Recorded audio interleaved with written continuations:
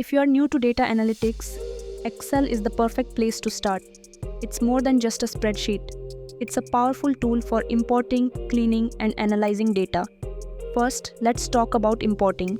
You can bring in data from CSV files, text files, or even external databases. Just go to Data and select Get Data to connect to almost any source. Next is cleaning your data. Remove duplicates with a couple of clicks. Use text to columns to split messy entries and fix formatting so your dates, numbers, and text are consistent. Once your data is clean, analysis becomes a breeze. Try sorting and filtering to spot trends, apply conditional formatting to highlight important values, and use pivot tables to summarize large data sets instantly.